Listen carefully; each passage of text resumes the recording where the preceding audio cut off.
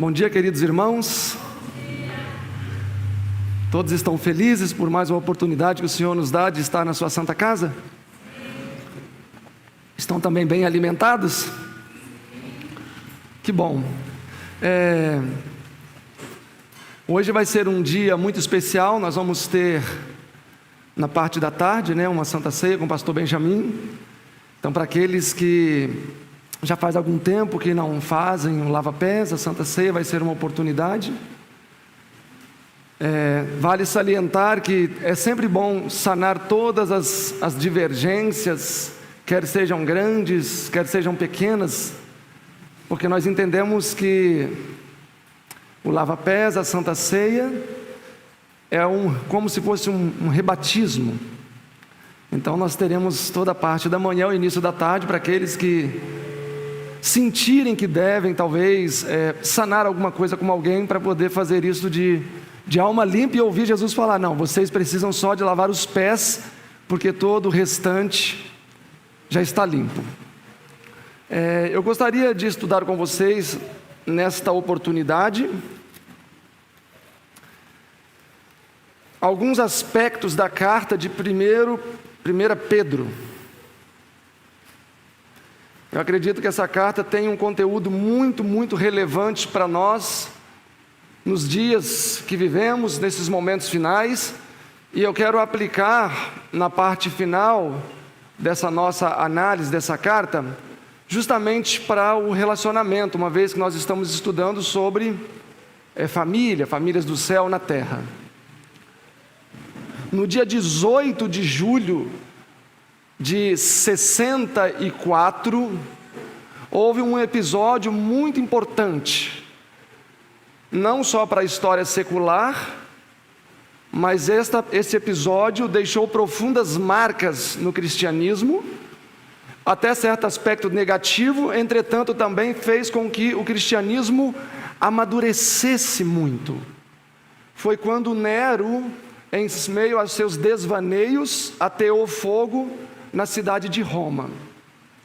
Das 14 zonas da antiga cidade de Roma, 10 foram atingidas durante esse período que perdurou do dia 18 ao dia 23, em que a cidade ardeu nas chamas.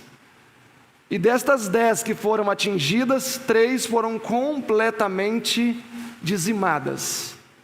Existiam casas até de 3 pisos de madeira, e tudo isto foi consumido pelas chamas. Nero, diz a história, contemplava enquanto a cidade derretia pelas chamas do fogo. Depois, temendo as consequências do seu próprio ato, ele buscou deitar a culpa deste incêndio sobre outras pessoas. E nós sabemos que os cristãos levaram a culpa por este crime terrível. Paulo já havia sido um rosto conhecido na cidade de Roma, porque estivera preso em Cesareia do ano 58 ao ano 60. No ano 60 ele apela para Nero, e então ele é enviado para a cidade de Roma para ser ali julgado, permanecendo então preso em prisão domiciliar por 2 anos, até o ano 62. Neste período, muitas foram as vezes que Paulo teve que comparecer diante dos juízes para ser julgado. E nestes muitos julgamentos que Paulo sofreu nesses primeiros 2 anos, como diz Filipenses 1, verso 14, se não me falha a memória, até a guarda pretoriana, ou seja, a guarda real de Nero, pois Nero era o imperador nesse período, acabou por aderir ao cristianismo. E aí no capítulo 4, verso 13, se não me falha a memória, ele fala: os crentes da Itália te saúdam, e os da casa de Nero também. Pois a história da redenção, a irmã White fala que muitos dos familiares de Nero, quando se depararam com o prisioneiro, discípulo de Jesus, e viam a sua defesa ardente, apresentando os elementos da sua fé, acabaram aderindo ao cristianismo. De maneira que Paulo, durante os 2 anos que ele permanece em Roma, como um prisioneiro domiciliar, ele não só escreveu algumas das suas importantes cartas, Efésios, Filipenses, Colossenses, Filemão, etc., mas também deixou marcas profundas do nome de Cristo na própria cidade de Roma. Então, quando Nero ateia fogo na cidade e ela então foi consumida, o cristianismo era um elemento ativo naquele lugar. Entretanto, para os pagãos, aqueles que não haviam aderido à mensagem do proverbial homem galileu, aquele que fora pendurado na cruz, eles odiavam o cristianismo e faziam de tudo para combatê-lo. Até então não era, podemos dizer assim, um crime capital em Roma uma pessoa ser cristã. Ela poderia sim viver a sua fé cristã, e o que se tinham eram conflitos ideológicos, cada um querendo defender o seu ponto de vista. Mas quando no ano 64, Nero lança a culpa do incêndio de Roma sobre os cristãos, e Paulo, sendo este o principal instigador deste crime, a situação mudou vertiginosamente. O cristianismo que até então era bem visto, o cristianismo que até então era tolerado, não bem visto, mas era tolerado, passou a ser repudiado. E ser cristão em Roma era um sinal ou um sinônimo de sentença de morte. E Nero, para validar a sua acusação contra os cristãos, começara a praticar os mais terríveis crimes, que a irmã White disse acerca de Nero: este monstro, recuso-me a escrever qualquer coisa. Para entrar no seu palácio, eram fixados cruzes dos dois lados da entrada, onde eram pendurados cristãos betumados, e à medida que ele passava com a sua carruagem, eles iam acendendo essas tochas humanas. E Nero apreciava aquele cheiro de carne humana queimando. A senhora White fala que Nero conseguiu obliterar todos os traços das suas afeições, mesmo os traços humanos. Ou seja, ele desceu fundo na escala de iniquidade. E este que 2 anos ou 3 anos antes, enquanto estava diante de Paulo, a irmã White fala que por um momento ele permitiu que a luz de Cristo brilhasse na sua mente. Mas ele jogou para longe aquela convicção que despontara.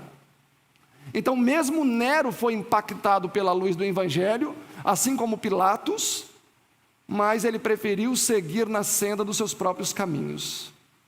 Nero segue então a sua trajetória macabra de destruir, dizimar toda a cristandade, especialmente em Roma, além de decretos que eram expedidos para outros lugares, com o intuito de fortalecer justamente a sua acusação e desviar de si a acusação que sofrera. E Nero até fazia o seguinte: ele abria a barriga de mães que tinham bebês, tiravam um bebê lá de dentro e colocava gatos e novamente costurava com gatos dentro do ventre dessas mães. Muitos dos esposos e parentes, muitas vezes recolhia essas vítimas ainda vivas, tirava a costura e os gatos saíam. E por vezes essa pessoa ainda mantinha-se viva por algum tempo. Daí que Nero até recebe uma homenagem nos nossos dias, Cesariana. Então, Cesariana foi uma homenagem, ou pelo menos ele que lançou a ideia de que se pode abrir alguém e a pessoa não morrer com os devidos cuidados agora. Então ele conseguiu ficar com esse legado: César, Nero, Cesariana. César se tornou um homem tão obliterado pelo pecado que conseguiu causar um grande cisma no cristianismo por causa de suas perseguições. Então, quando Pedro escreve a sua carta universal, ele escreve não somente a cristandade de Roma. Capítulo 1, verso 1, lista que ele escreve para vários lugares. Por quê? Qual foi a divisão que causou no cristianismo? Muitos cristãos falavam: não é mistério que nos deixemos morrer como animais. Precisamos defender a nossa vida. Precisamos defender os nossos valores também com armas. Outro grupo de cristãos diziam: não, o nosso Salvador nos deu exemplo. Como ovelha muda foi conduzida ao matadouro sem abrir a sua boca. e isto causou uma grande divisão no cristianismo. Por quê? Muitos queriam defender a sua fé com o poder da espada, como Pedro quis fazer com o autor do cristianismo, defendê-lo com a espada, e Jesus disse: não, aquele que fere com espada será ferido. E essas informações por volta do ano 66, 67 foi o ano em que Pedro foi crucificado de cabeça para baixo, que existia então esta dificuldade no cristianismo, especialmente em Roma. Os cristãos deveriam defender a sua fé com espada, ou eles deveriam submeter-se a uma morte cruel, vergonhosa, assim como fez o autor do cristianismo. E dado esse transfundo, é com este pensamento que eu gostaria que vocês me acompanhassem ao analisarmos alguns aspectos da carta, da epístola de Pedro, né, que ele escreveu à cristandade. Nós vamos caminhar vendo aspectos e conselhos gerais. Entretanto, na parte mais final do assunto, Pedro traz isso para a realidade familiar, e é onde eu gostaria de chegar com vocês nessa manhã. No entanto, para a gente traçar um caminho mais sólido, vamos avançar vendo alguns elementos de cada capítulo.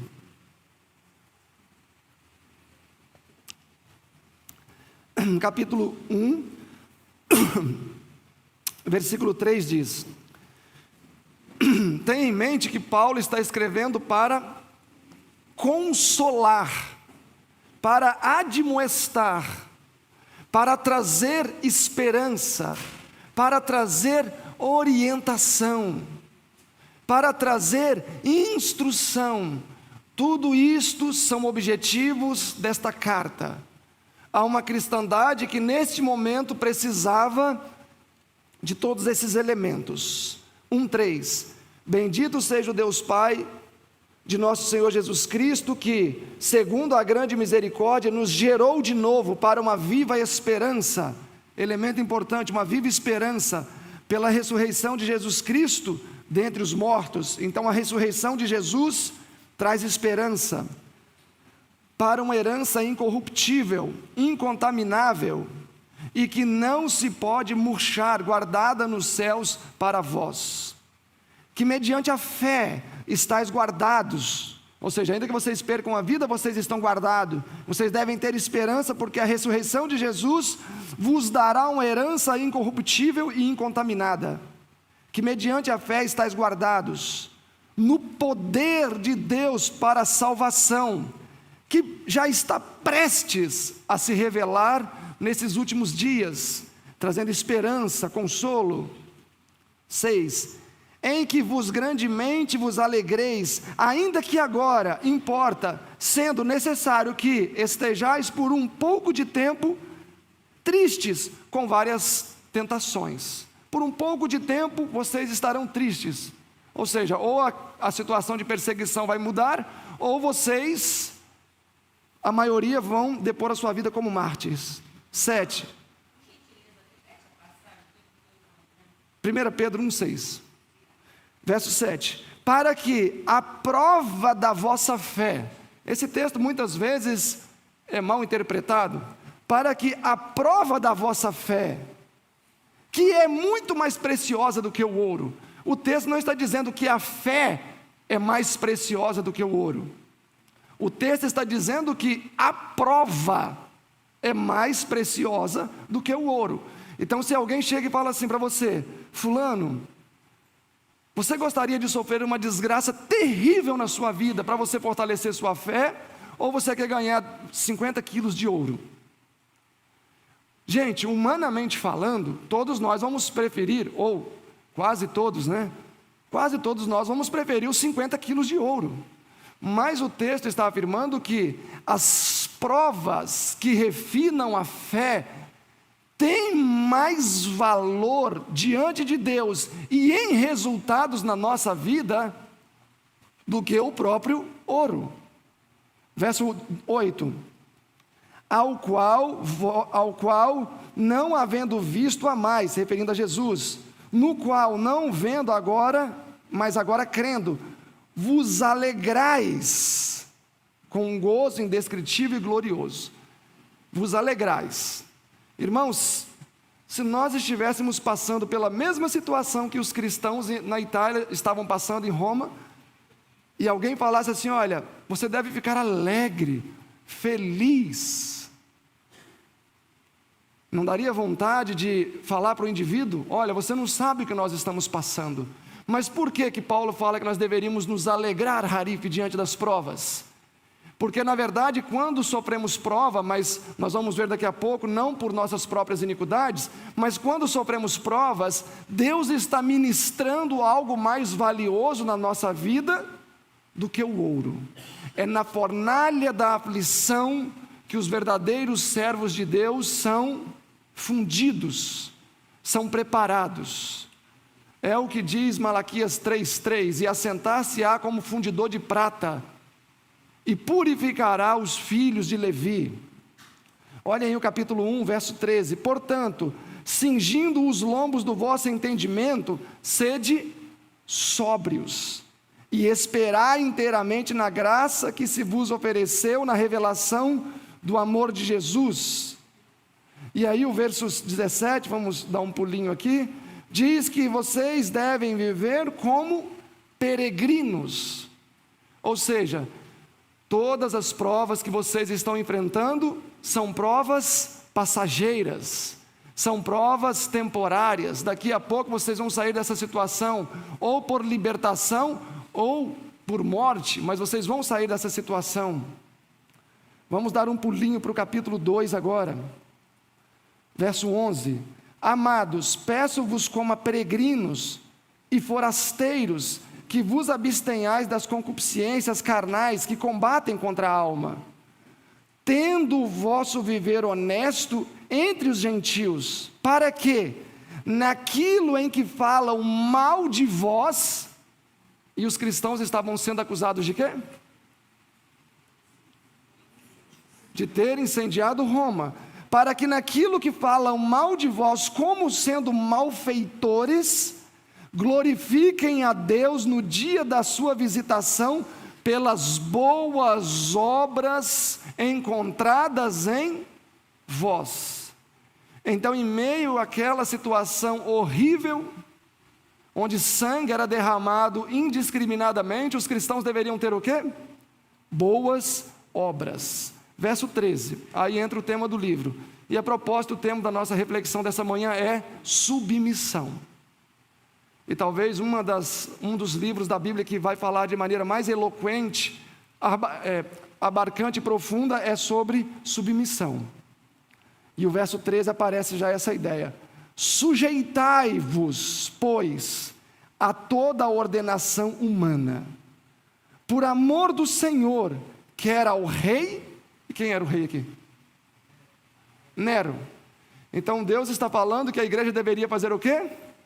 Submeter-se a Nero, como superior a vós, quer aos governadores, como por eles enviados para castigo dos malfeitores e para louvor dos que fazem o bem, porque assim é a vontade de Deus, que, fazendo o bem, se submetendo a Nero e seus governantes, vocês vão tapar a boca à ignorância dos homens insensatos, como livres e não tendo liberdade. Vivam como livres, não tendo liberdade, por cobertura da malícia, mas como servos de Deus. Honrai a todos, amai a fraternidade, temei a Deus e fazer o quê? Honrem ao seu rei. E quem era o rei aqui? Nero. Então a igreja deveria perseguir e tentar matar Nero e os seus associados? O que a igreja deveria fazer? Se submeter a Nero. Irmãos, quando nós falamos em submissão, é algo que atinge as nossas entranhas, porque sequer talvez nós entendemos o perfeito conceito bíblico do que é submissão. Às vezes nós procuramos justificativas em diferentes situações para poder não nos submetermos a quem devemos nos submeter.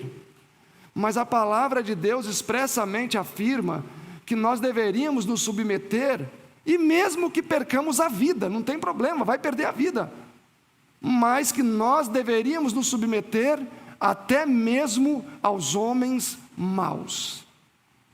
Nero foi um homem, talvez desde o início do conflito até agora aqui na terra, que mais revelou o caráter de Satanás. Um homem que a própria palavra diz que tinha obliterado os traços de humanidade, que era um monstro, que matou a própria mãe. Mas a palavra fala que os cristãos naquele dia deveriam fazer o quê? Quanto a este mercenário, que era então o líder superior na época, deveriam se submeter a ele. Olha o verso 18: vós servos, sujeitai-vos com todo o temor aos seus senhores, não somente aos bons e humanos, mas também aos que são perversos. Então, mesmo que o seu superior, ou que o nosso superior, ou no caso dos cristãos primitivos, mesmo que os superiores dos cristãos primitivos fossem homens perversos, o que Deus esperava que esses homens fizessem? Se submetessem aos seus senhores. Olha esse conceito de maneira um pouco mais ampla. Olhem aí Efésios 6 comigo. Efésios capítulo 6. Efésios 6, verso 5.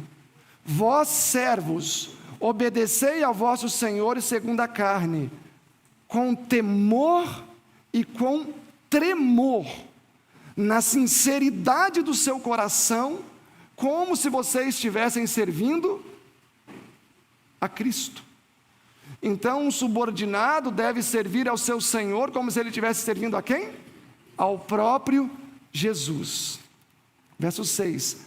Não servindo na vista, como para agradar os homens. Não tem aquela pessoa que quando o patrão chega, ela já levanta e trabalha, já executa as atividades, e quando o patrão vira as costas, a pessoa vai ver o WhatsApp, né? Hoje o WhatsApp. Na época talvez iam jogar palito, qualquer coisa para distrair. Não servindo à vista como para agradar os homens, mas como servos de Cristo, fazendo de coração a vontade de Deus. Servindo de boa vontade, como ao Senhor, não como aos homens, sabendo que cada um receberá do Senhor todo o bem que fizer, seja servo, seja livre. Irmãos, por que Deus fala que devemos nos submeter aos nossos superiores? Quando eu me submeto ao meu superior, com inteireza de coração, como se eu estivesse me submetendo ao próprio Jesus, quem coloca-se no lugar daquele indivíduo, seja bom ou seja mal, para receber essa submissão? O próprio Jesus. É desta maneira que talvez uma pessoa nunca ouviu falar de Jesus, e como diz Zacarias, que muitas pessoas no céu vão perguntar: que feridas são essas nas suas mãos? Ou seja, nunca ouviram falar da morte de Cristo na vida, e vão estar no céu. Mas Jesus recebeu a submissão destas pessoas, quando elas foram submissas a quem elas deveriam ser. Na verdade, amados, a submissão é um elemento preponderante para a salvação do homem. Submissão versus insubmissão são elementos que vão levar à perdição ou à salvação. Se o indivíduo é capaz de ser perfeitamente submisso ao seu superior, seja ele quem for seu superior, se o indivíduo consegue ser perfeitamente, com toda a inteireza da palavra, submisso ao seu superior, e se esse indivíduo não conhece a palavra, será que quando ele chegar no céu e conhecer Jesus, ele vai ter dificuldade de submeter a Jesus? Não. Por quê? Porque ele tinha esse dom, e ele foi submisso a um homem, a um ser humano que é sempre mau. Então certamente ele não vai ter dificuldade de submeter-se a Jesus. Olhem aí Timóteo, 1 Timóteo, capítulo 6, verso 1. 1 Timóteo 6,1. Todos os servos que estão debaixo de jugo estimem os seus senhores dignos de toda honra, para que o nome de Deus e a doutrina não sejam blasfemados. Então, quando um subordinado não respeita o seu superior, a doutrina é blasfemada, o nome de Deus é desonrado. Olha em Tito capítulo 2 comigo, Tito 2:9, exorto aos servos a que se sujeitem aos seus senhores em tudo e o agradem, nunca os contradizendo. Então, se você tem um superior, você não deve estar batendo boca com ele, não deve estar contradizendo. O texto diz que uma pessoa subordinada ao seu chefe, ela nunca deve contradizer. Nós devemos ficar contradizendo Deus? Não. Quando Moisés insistiu, Senhor, eu quero entrar em Canaã, Deuteronômio 4, eu quero ir para lá, etc. Deus falou, Moisés, basta, não me toque mais nesse assunto. Nós não devemos contender com Deus. Nesse sentido do que os apóstolos estão apresentando aqui, o nosso superior é uma figura semelhante a Deus, e a nossa submissão a este superior vai ser a medida pela qual seremos aferidos na nossa submissão a quem? A Deus. Voltem lá 1 Pedro, capítulo 2, 18, vós servos, sujeitai-vos com todo temor aos senhores, não somente aos bons e humanos, mas também aos perversos e maus. Eu novamente reitero, quando eu sirvo a quem eu vejo com toda esta perfeição de submissão, Deus, que não é um Deus ciumento, que não é um Deus infantil, Ele olha a qualidade de submissão prestada, e Ele, se vê uma submissão perfeita, Ele aceita na conta do indivíduo aquela submissão prestada ao superior. Capítulo 2, agora olhem o capítulo 3, verso comigo. Qual é a primeira palavra que aparece na Bíblia de vocês? Primeira palavra. Semelhantemente. Essa palavra é importante, né? Semelhantemente remete a um contexto. Semelhantemente vós mulheres estáis sujeitas aos próprios maridos. Semelhantemente a quem? No contexto. Semelhantemente aos servos. Obviamente, aqui tem alguém das letras que nos ajuda. Semelhantemente aos servos. Então, tudo o que a gente viu da necessidade de os servos submeterem-se aos seus senhores, semelhantemente, ou seja, dentro desse conjunto de fatores de ideais, que a mulher também se sujeite com a mesma performance ao seu marido. Somente os maridos bons? Segundo o verso 18 do capítulo 2? Somente aos maridos bons? O que vocês acham? O que a Bíblia está dizendo? Vamos lá, me ajudem. Somente aos maridos bons, os mansos, os ternos? Segundo o texto, segundo o que o Senhor está dizendo, semelhantemente a quem? Aos servos. E os servos deveriam se submeter somente aos senhores bons, os maus vocês podem meter o pau neles? Não, se submeta também. Irmãs, agora talvez eu falaria mais para os solteiros. Quando a irmã White fala que a decisão do casamento é a decisão mais importante da vida, Deus sabe o que está falando. Porque não é pela falta do outro que o meu papel também vai ser abonado. Se eu caso com um homem que não é manso, terno, maravilhoso, uns 144 mil, não é por isso que Deus vai falar, minha filha, você se precipitou, não escolheu bem, então você não precisa respeitar ele é muito mau. Não, não é isso. Infelizmente, você vai ter que fazer o quê? Se quiser ser uma mulher bíblica. Olha, continua lendo o verso. Semelhantemente, vós mulheres, sede sujeitas aos vossos próprios maridos, para que também, se alguns não obedecem à palavra, pelo porte da sua mulher, sejam ganhos para a palavra de Deus, isso como? Sem palavras. Então a mulher deve ganhar o homem ímpio como? Segundo esse texto, sem palavras. Como nós ganhamos alguém sem palavras? Pelo testemunho. Pelo testemunho. É por isso que a irmã White fala que a decisão para um casamento é a decisão mais importante e ela vai interferir na vida para salvação ou para perdição. Ao aceitar ser escolhida por este ou por aquele homem, a moça vai determinar se ela vai ter mais ou menos tribulação na carne. Mas se ela quiser ser uma mulher de Deus, não é porque o homem é grosso ou isso ou aquilo que ela vai poder desrespeitá-lo. Vai ganhar ele sem palavras. Eu me lembro de uma história, não sei aqui quantos já ouviram, de um jovem casal que começaram a namorar e tinha uma sinergia maravilhosa. Casaram-se, iam para a festa, curtiam, e era uma coisa linda. Dançavam, e aí o que aconteceu? Essa mulher acabou aceitando o cristianismo, e mais especificamente o adventismo. E ela amava muito o marido e pensava, poxa, o meu marido nunca vai aceitar porque ele gosta da noite igual eu gostava, etc. E aí devagarzinho ela foi tentando introduzir ali o evangelho e ele nunca aceitava. E aí ele brigava quando ela ia à igreja, e aí ele começou a ficar violento, começou a ficar agressivo, e muitas vezes ele chegou a agredir fisicamente, e ela mantendo ali a postura dela quietinha, fazendo o possível para poder alcançar aquele homem para Jesus, porque quando se conheceram era em outro contexto. E com isso eu não estou incentivando ninguém aqui a apanhar e ficar quieto, tá? Só estou trazendo aqui para vocês essa história para reflexão, e talvez o resultado na história dessa moça não vai ser o resultado de outras pessoas. Mas ela foi insistindo, e aí até que um dia ela falou, querida, eu vou batizar. Ela falou, olha, você não vai batizar. Eu não casei com mulher crente. Eu saio sozinho, faço sozinho. Agora, batizar você não vai.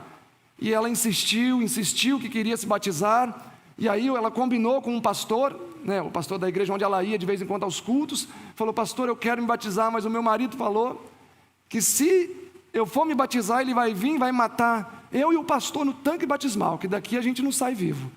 E aí o pastor já ficou com medo também, falou, olha, irmão, então vamos repensar. E aí, não, ela insistiu, não, eu quero, e aí acabou que o pastor cedeu ao batismo. E no sábado que precedia, na sexta que precedia o batismo, ele chegou em casa alcoolizado, e ele sabia que o batismo era o dia seguinte, foi no quarto, tirou ela da cama e bateu, sangrou demais, aquela mulher, muito hematoma, e sangue até pingou no sapato dele e ficou sujo. E aí ela foi para o outro quarto, dormir, se limpou, e chegou na igreja toda roxa, e a hora que eles viram, o pastor falou, eu não vou te batizar nunca, porque se ele fez isso, ele vai cumprir, vai vir aqui fazer besteira. Ela, pastor, mas depois que eu apanhei, já aconteceu tudo isso, eu quero me batizar. Aí ele concordou de batizar, colocou 2 anciãos lá na porta, para se ele viesse ali, eles tentarem fazer alguma coisa, né? Ela falou, eu acho que ele não vai vir, ele só estava blefando, porque... ele fez isso comigo porque ele estava bêbado, então eu acredito que ele não vai vir aqui fazer nada com a gente. E aí, aquela mulher, antes de ir para a igreja, ela fez o que ela sempre fazia, toda vez, desde o começo do casamento. Que ela limpava, ele trabalhava com um tipo de trabalho que sujava o uniforme, ela limpava o sapato dele e deixava o café da manhã em cima da mesa, que ele sempre saía muito cedo. E aí de manhã, naquele dia, quando aquele cara acordou, já arrependido de ter quase matado a esposa de bater, ele foi na cozinha, estava o café da manhã em cima da mesa, e ele olhou no canto da porta, estava o sapato limpo lá, que estava sujo de sangue dela, ela limpou o sapato e colocou lá no cantinho. E isso ela já fazia sempre. E aí a hora que chegou próximo à hora do batismo, estavam lá na frente, os anciãos veem um indivíduo vindo andando lá de chinelo com um sapato na mão. E aí já tremeram nas canelas, fala, ixi, é o cara lá vem ali. E aí o pastor já ficou naquela tensão, e eles ficaram ali com certa comoção, mas quando ele chegou, ele estava com um semblante muito suave, muito calmo, tranquilo. E ele, não, eu só quero falar com o pastor, só quero falar, eu não vou fazer nada, estou tranquilo. E aí eles deixaram ele passar, ele veio caminhando pelo meio da igreja, igual o Samuel ali, com o sapato na mão. E aí o pastor ficou muito tenso, a esposa ficou muito tenso, e aí ele chegou lá e falou, pastor, está vendo esse sapato aqui? Aí ele, estou vendo. Ele falou, pois é, esse sapato aqui, ontem à noite, quando eu fui dormir, estava cheio de sangue da minha esposa, e hoje estava assim. eu só deixo você batizar minha esposa com uma condição. Ele, qual? Se você me batizar junto com ela. Porque eu quero experimentar o que a minha esposa tem e o que ela tem experimentado. Ter esta paz, essa resiliência para enfrentar as coisas. Então, se o Senhor me batizar, junto com ela eu deixo o Senhor batizar ela. E aí eles dois se batizaram e agora os dois seguiram o caminho de Jesus. Ou seja, ela ganhou ele sem palavras. Amados, nós devemos falar sempre, mas as nossas palavras precisam ser melhores que o nosso silêncio.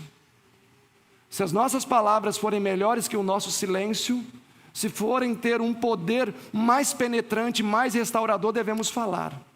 Mas, como diz a irmã White, há tremenda eloquência no silêncio. E isso os cristãos primitivos aprenderam e entenderam.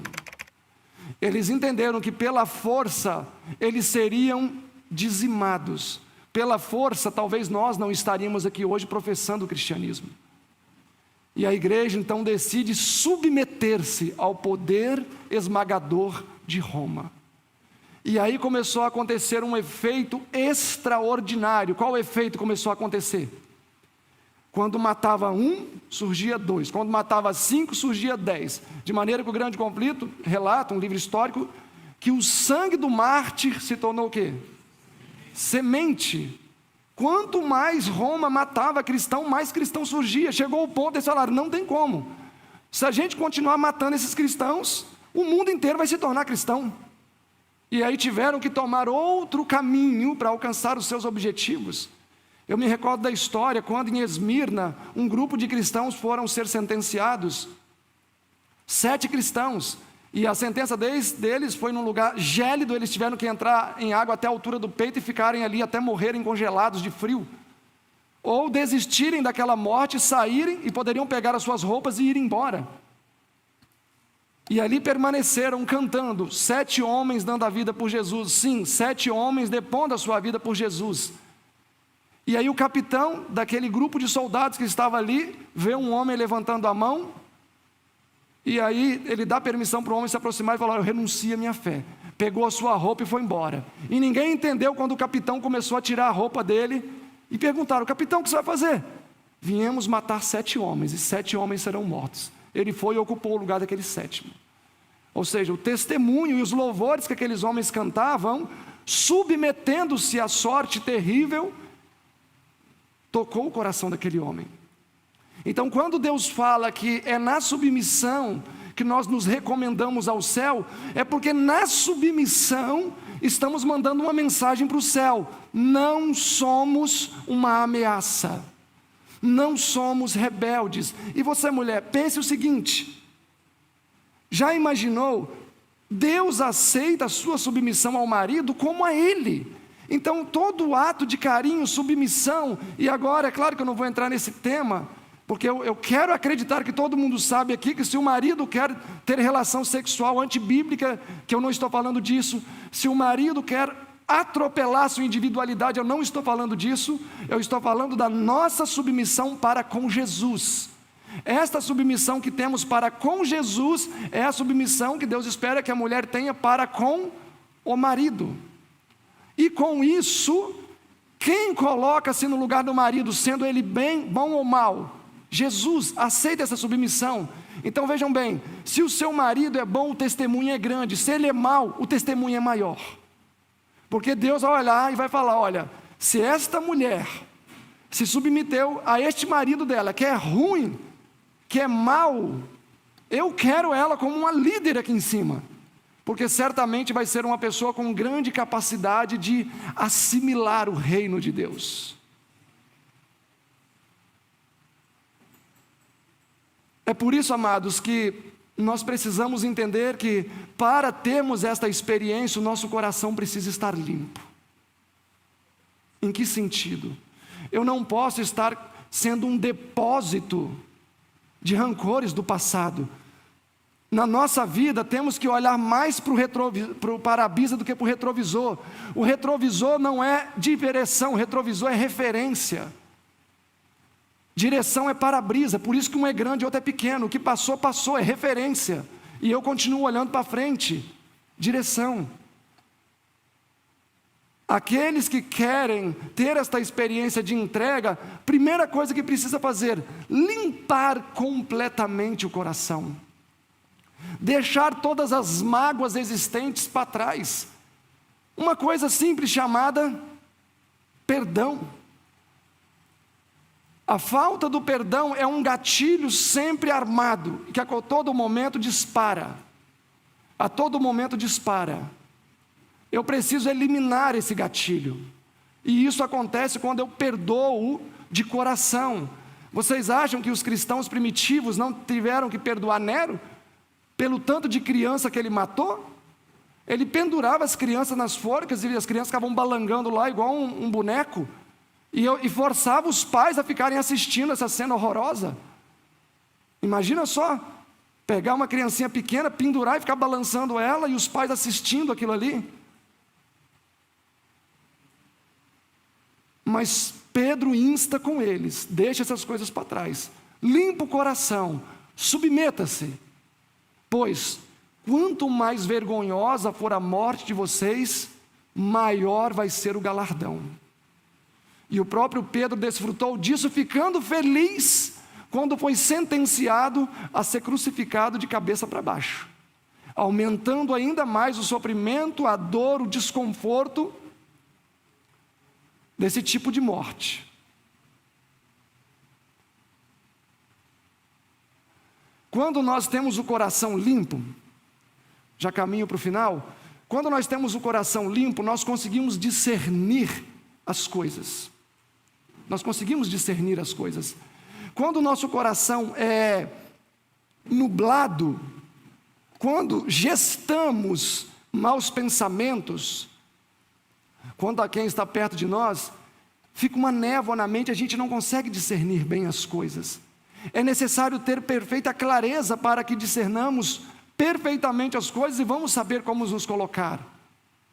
E eu não quero deixar os homens também sem admoestação, por isso que fecho com mais uma história de um casal de pastores batistas. Eu conheci um rapaz adventista em Nova Iguaçu, Rio de Janeiro, e ele falou, olha, eu fui no acampamento que a nossa igreja fez, na igreja adventista, ele falou, eu adorei, tinha sinuca, campo de futebol, piscina, e aí tinha uma palestra de manhã, outra tarde, o restante do dia era atividade de recreação, e ele falou que foi uma maravilha. E aí uma família batista falou assim, fulano, vai ter um retiro da nossa igreja, quer participar? Ele, poxa, se na nossa tinha piscina, futebol, isso aqui, imagina na deles, eu vou que vai ser uma curtição. E ele falou que eram palestras de 7 da manhã às 5 da tarde. E ninguém piscava.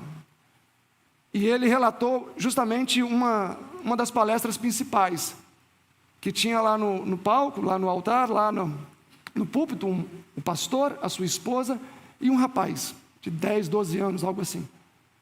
A história desse casal é que eles se tornaram missionários na igreja da Batista trabalhavam muito, e ela ficou grávida. E ficaram muito felizes que agora vai vir um bebê para alegrar a família. E este bebê nasceu com uma doença muito rara, que eu me esqueço o nome.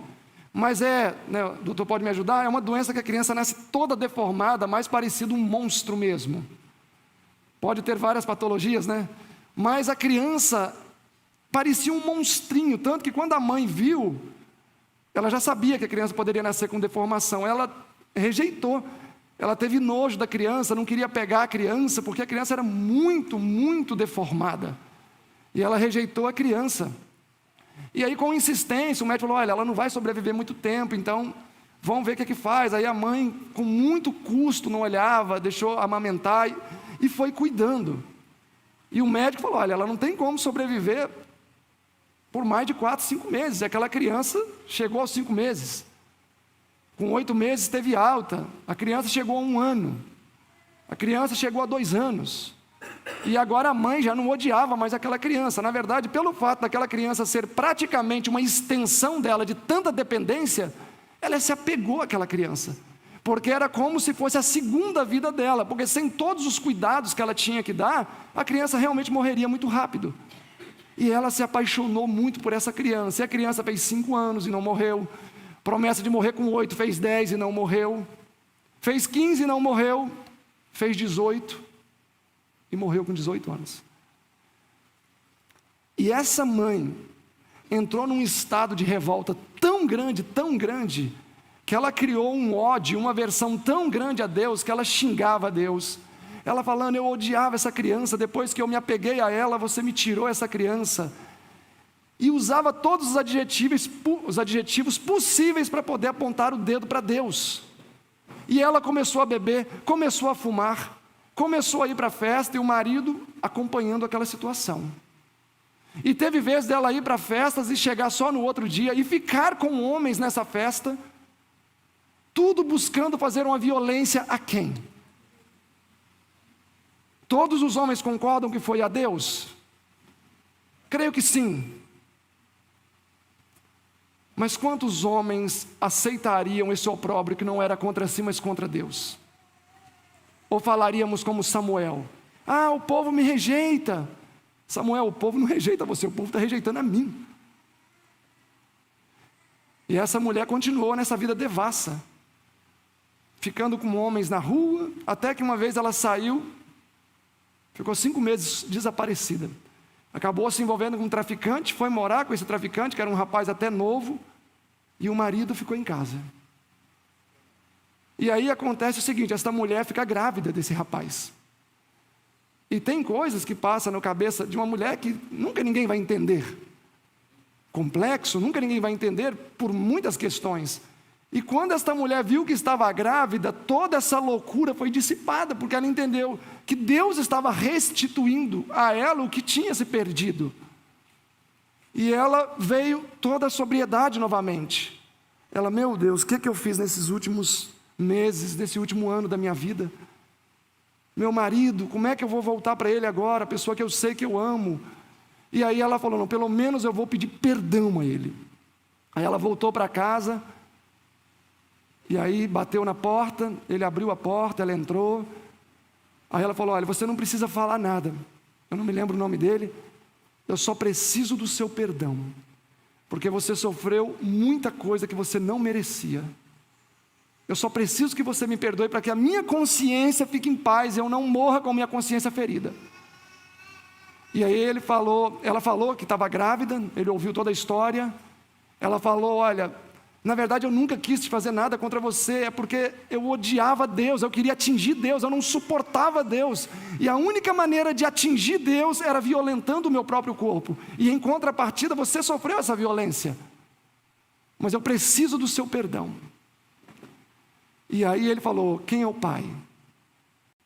É um rapaz que eu estou morando e tal, chama ele aqui. Aí ela ligou para esse rapaz foi até a casa dele, e aí ele olhou para o rapaz e falou assim, meu jovem, era um rapaz novo, de hoje em diante eu estou reassumindo a minha família. Pode deixar que esse menino eu vou cuidar como se fosse o meu próprio filho, mas nunca mais procure a minha esposa, porque é aqui que eu assumo novamente a direção da minha família. E aquela mulher olhou para aquele homem, e ela mesma falando testemunho, que ela viu a perfeita e a grandeza ilustrada do amor de Deus pelo pecador, na atitude daquele marido para com ela. E a criança lá de 12, 13 anos, que estava no púlpito junto com ele, justamente era o menino, que ele registrou como filho dele, cuidava como filho dele, era um filho dele. E ele falou, eu discerni uma coisa, a violência da minha esposa não era contra mim, era contra Deus. Maior impacto quem sentiu não foi eu, foi Deus, então por que eu ia me doer nessa situação? Irmãos, e aquela mulher, ela ofereceu para aquele homem a mais perfeita submissão que um homem pode receber de uma mulher. Porque ela entendeu que ali tinha um homem que ela podia se submeter. A perfeita exemplificação do Senhor Jesus. Ele ganhou ela sem palavra também. Ele ganhou ela no chicote do amor. Muitas vezes, nós como homens, ficamos magoados com cada besteira que meu pai, eu creio que esse homem, se ele não foi trasladado ainda, não sei o que vai acontecer. Porque às vezes o homem fica magoado se a mulher não lavou a louça ou se não limpou a casa. Eu não estou falando que não deve fazer isso. Eu estou falando de esboçar sentimentos. Como eu disse no meu primeiro sermão, um casal brigava porque a esposa não queria que a caneta ficasse na mesinha da sala, e o homem brigava com ela por causa da caneta. Mas eu quero que fique aqui, eu quero que fique lá. Irmão, se esse homem brigava por causa da caneta, ele, no lugar desse pastor, o que ele teria feito com essa mulher? Matado ela com a caneta, para demorar mais. Então o Senhor, irmãos, fala agora aos homens, porque os homens são mais responsáveis, né? Como diz Gênesis 5, 2, e os criou e os abençoou, e chamou o seu nome Adão no dia em que eles foram criados. Deus quer extrair do fundo do nosso coração como homens os aspectos mais sublimes da maturidade. A irmã White, no Mente, Caráter e Personalidade, volume 2, se não me falha a memória, diz que o homem não deveria no lar nunca expressar nem sequer um traço na sua face de impaciência. Vocês já imaginaram o que é isso? Muitas vezes vem somatizado com gestos, com palavras, com acusações. Mas o texto diz que não deveria ver na face de um homem nem sequer uma expressão de impaciência. E é claro que agora eu preciso que vocês me digam por que Deus não quer ver nenhuma expressão de impaciência no rosto de um homem. Por quê?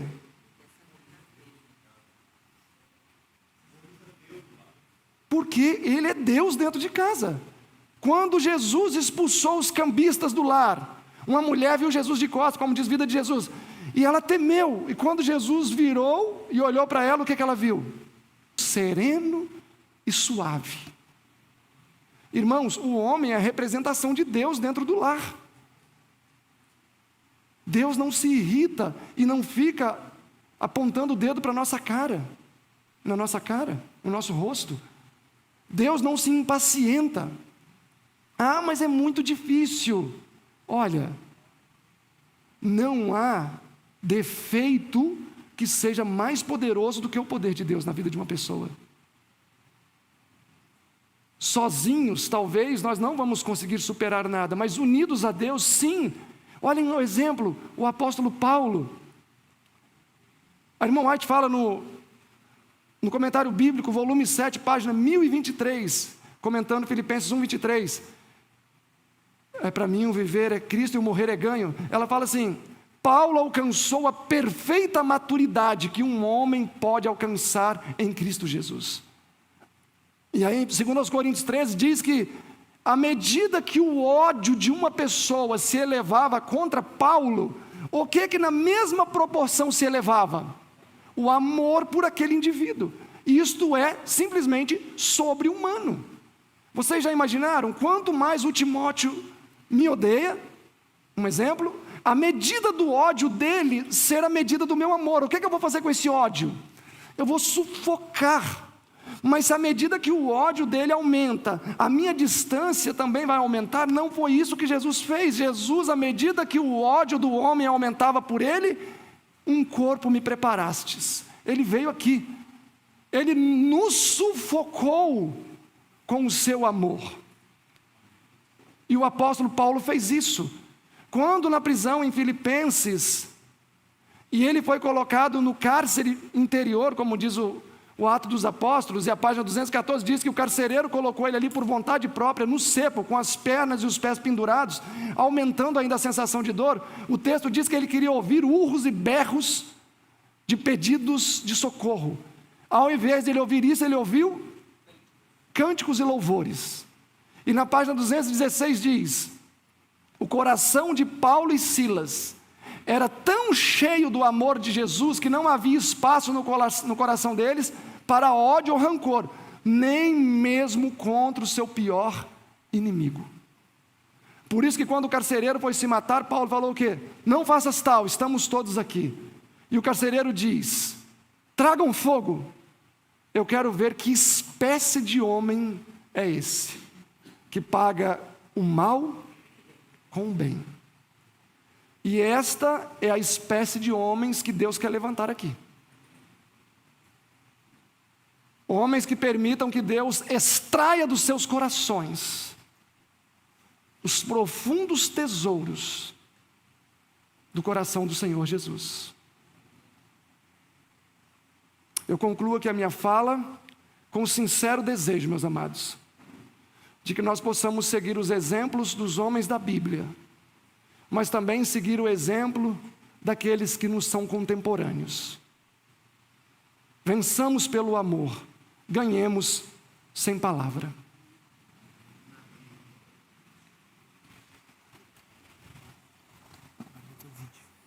Agora vai ter o vídeo. Não, agora é a música. Vou pedir o vídeo primeiro.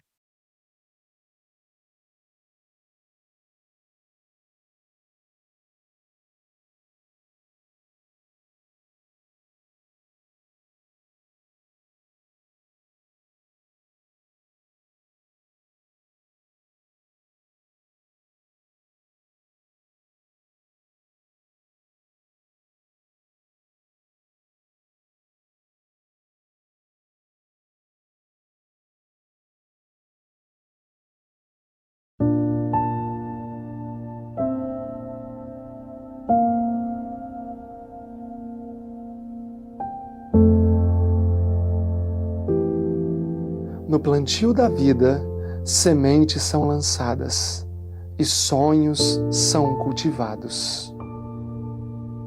Na esperança de uma seara farta, Deus tem enviado chuva de bênçãos sobre os seus filhos, prestes ao momento sublime, a ceifa.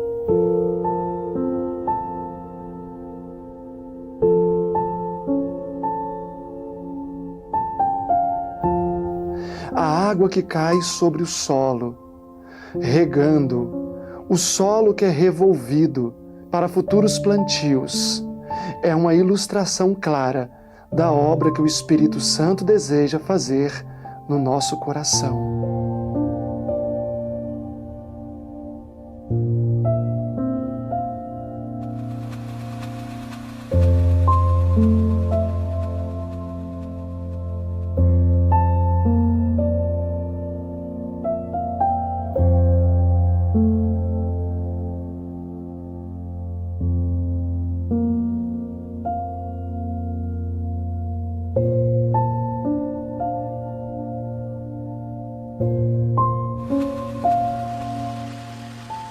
A cada colheita em nossa escola, podemos sentir o cuidado paternal de Deus. O brócolis, arroz, feijão, banana e muitas outras coisas. Alimentos simples, como o amor do Pai, como seus ensinamentos, que têm nos nutrido a cada dia. Da mesma maneira que buscamos servir alimento vivo no nosso refeitório, é o nosso desejo trabalhar para que a viva semente do Evangelho também seja implantada no coração daqueles que aqui conosco estão.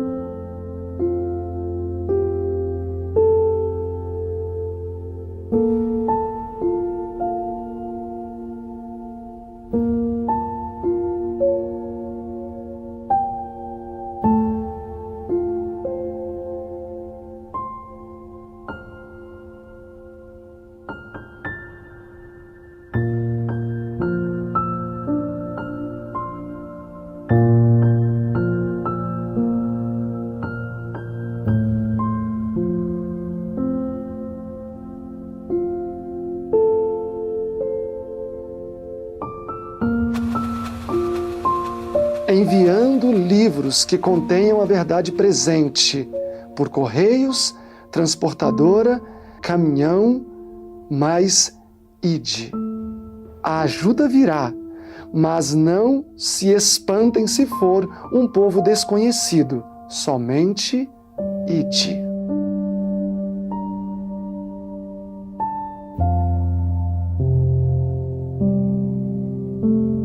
Deus deseja que estes livros que contém a verdade presente, atravessem os oceanos, rios e mares.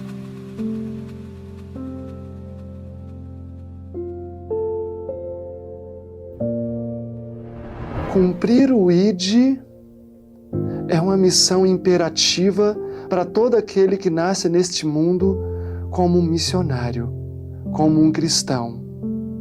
Muitas vezes a construção do trabalho de Deus na vida de almas sedentas é um desafio demasiado grande para a nossa mente finita.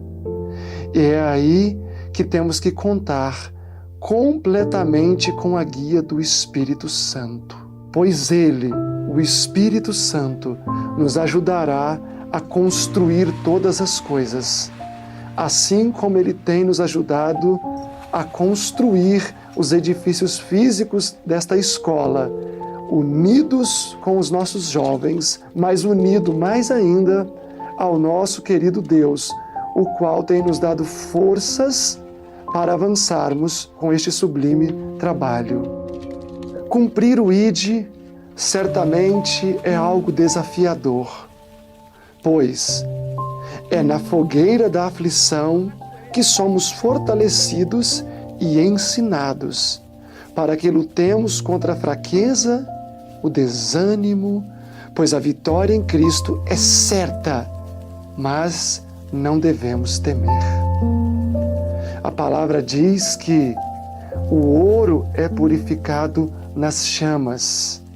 E entendemos que isto é o que Deus deseja fazer com o seu povo nestes últimos dias, ao aceitarmos a imperativa ordem do Senhor que nos diz: ide e anunciai o Evangelho, apresentai a todos as doces novas daquilo que Jesus fez na cruz por nós e que agora deseja fazer em nosso coração. O mesmo cuidado que temos ao lidar com as delicadas e sensíveis colmeias, que nos dá uma ilustração perfeita do que é um trabalho conjunto, o Senhor deseja que estejamos de mãos unidas para juntos avançarmos e concluirmos esta missão, justamente agora, neste momento, no tempo do fim. Às vezes eu fico pensando como seria para Abraão viver justamente nos dias em que vivemos, nos últimos dias. A irmã White fala que ele viu esses dias e desejou estar aqui conosco, mas a nós foi dado este privilégio, não somente de ouvir o que aconteceria nos últimos dias, mas fazer parte do que tem acontecido. E nós aqui no IAG, de maneira muito especial, temos o coração cheio de alegria e gratidão, porque o Senhor nos chamou para esta obra. E mais felizes ainda estamos, porque nós sabemos que o Senhor não chamou somente a nós, mas Ele deseja levantar um povo para hastear esta bandeira, que é a pregação do Evangelho agora nos últimos dias. Não uma pregação qualquer, mas uma pregação que tende a ressuscitar a nossa vontade, ressuscitar o nosso ânimo de nos consagrar inteiramente ao Senhor. Nós temos dedicado a nossa vida nesta direção e o nosso desejo é estender a vocês a oportunidade de, juntamente conosco, como nós vimos a colmeia no vídeo, trabalhando juntas, as abelhas são um exército quase invencível. Se for do seu desejo estar junto conosco nesta missão, entre em contato, deixe o seu recado, tire a sua dúvida e, mais que tudo, nos apoie com suas orações. Afinal, nós estamos nos últimos momentos da história deste mundo. E você vai querer ficar de fora destes sublimes eventos? Junte-se a nós, pois a nossa redenção se aproxima.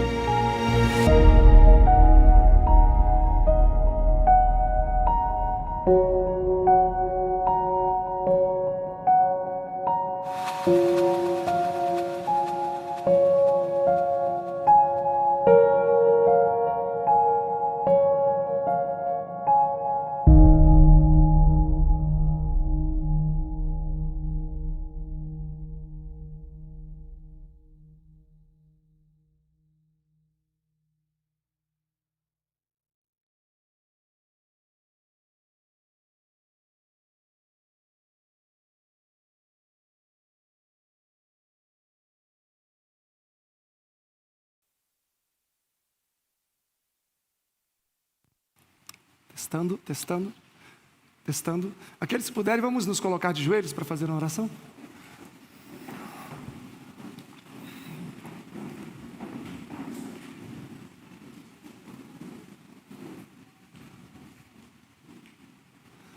Nosso bondoso Deus, nosso amado e querido Pai que habita nos altos céus, te agradecemos porque o Senhor tem um desejo muito grande de nos salvar, querido Pai.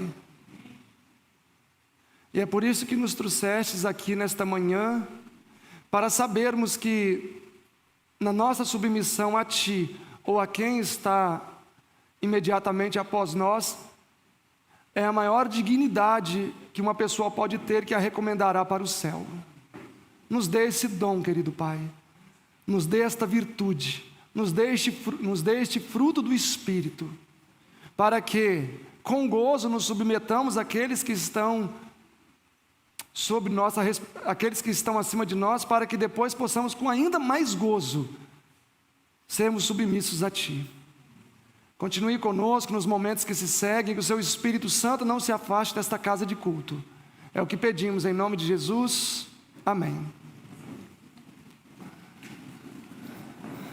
Nós vamos ouvir agora uma mensagem musical especial.